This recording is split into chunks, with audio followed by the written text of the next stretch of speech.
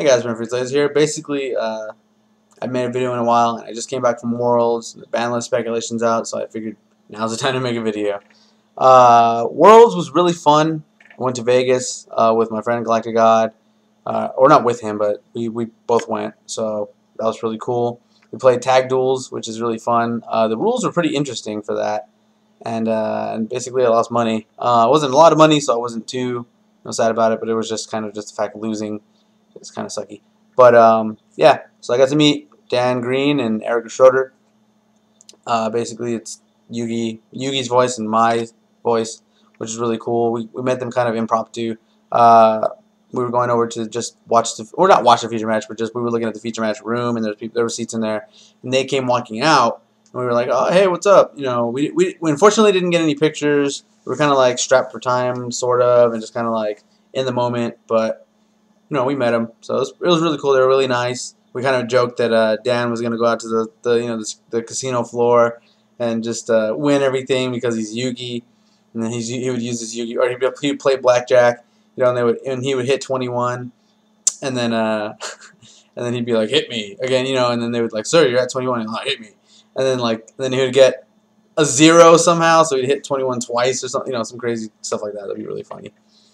But anyways, yeah, so then we were playing, we got there, we decided we were going to do tag duels, because why not?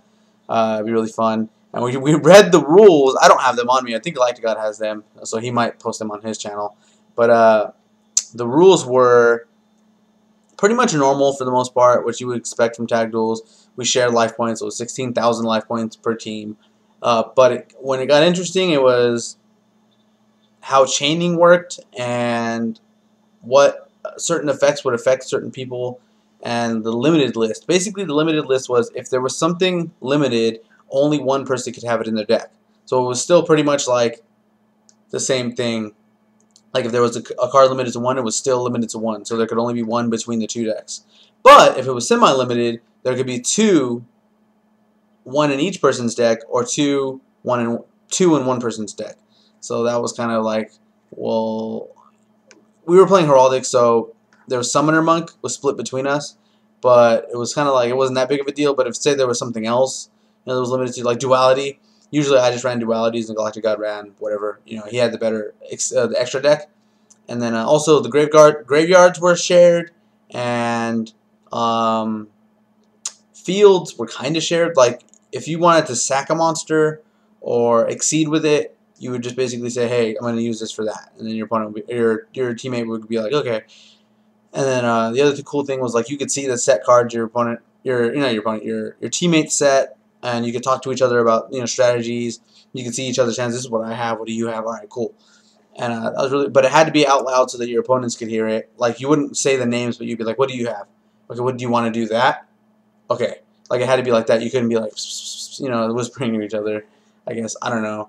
It was a lot of Dragon Ruler, a lot of Constellar, spell books. Basically, both times when we played the tag team duels, we played twice, and we got to the second round both times. There was 3 rounds, and then we lost in the second round both times. The first time was against spell books and mermails, and then that was the first time. The second time was against like a weird like fiend stall trap thing. It was pretty interesting, and their decks were really synergistic, which was really cool. But yeah, so that was fun. The first time we both played separate decks and whatever, we just played whatever we wanted to play. And then the second time we both played Heraldic Beasts because we shared a graveyard. So you could go, all right, cool, let me reborn a Heraldic Beast from your graveyard and a Heraldic Beast from my graveyard with Advanced Heraldry Art. Or if there was 6 Aberconways, so I could remove an Aberconway from my graveyard and give him something back to his hand, or vice versa. And it was really cool. It was just really cool rules, and it was interesting to play that way. And maybe we'll put up some videos like that or something in the future, if we can get enough people at the same time to play. But yeah, there was some more finite rules. Chaining. The way chaining worked is so there was player 1A and player 2A, and player 1B and player 2B. And player 1A was always on the right side, so it would go.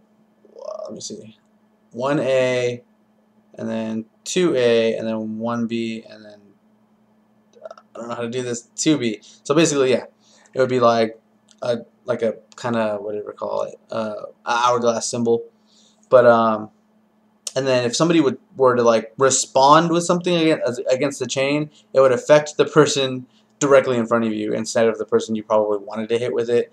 And then the way they explained it was basically if somebody plays Final Countdown and then somebody chains Mystical to Final Countdown to target your opponent's face down card, you cannot Solemn Warning or Solemn Judgment the Final Countdown anymore because it's no longer in an area of effect. Basically, it's like some weird thing. Like, it was pretty weird, but it was cool because you had to play against around these new rules, kind of learn new mechanics and stuff. And yeah, so basically saw Slim, Kiko, and Star Strike Duelist there. I saw some people that I hadn't seen in a while, and met a lot of subscribers. That was pretty cool. I made a token. It's around here somewhere. I'll show you guys later. But yeah, basically that was my trip. It was really fun. Had a lot of fun hanging out with all my friends and stuff in Vegas. You know, doing Vegas things and Yugi things in the same weekend. So that was really cool. And basically, I want to touch on the V-Scan or the V-Scan list so far. I don't want to talk a lot about it. I just want to talk about a couple things. People are pretty much speculating that because there's 3 dualities and 3 e-calls, that this may be a sign that the 50 card minimum is probably real. And that makes sense because, like, why would they give us back 3 dualities? It just seems like why did they take it away in the first place, I guess. But and then 3 scapegoats seems like ridiculous. Like, that kind of means, like, well, you know, me and my friend Gimbledon were talking about it, and we were like, okay, well, if they're bringing back scapegoats, then they're probably trying to, you know, push synchro cards a lot, and that seems like what the direction they're going in. They just came out with a bunch of synchro cards in Judgment of the Light, and they're coming out with more synchro cards in I think Dark whatever, you know, Dark Spectre, and so and then what was it? And I think that they're kind of using it as a draw power thing with Cyber Valleys. So you would play 3 scapegoats and 3 Cyber Valleys, and you pretty much always have a target. Because, like, yeah, you can have card Ds, but you're gonna lose your turn essentially. But if you have Cyber Valleys, you're gonna lose 1 scapegoat. You know, draw your 2 cards. You still can make plays and everything like that. So it's really cool. If it's true, you know. But in a couple of days, we'll find out. Basically, 2 Gores would be amazing. You know, I really like the scapegoats idea, but it's kind of like a lot of people are kind of like, ugh. You know, you're giving bullets to, or, you know, ammo to burn decks and stall decks that really don't need it. But they hit a lot of OTK stuff, I guess, and they hit they're supposedly gonna hit dragons. Trish is gonna come back, so that's interesting. Or if it's real, you know, this is all speculation. But yeah, basically, this list seems pretty good if it's real. It seems fairly balanced, and that's why it seems like it's not real, because it seems like it hits so many bases.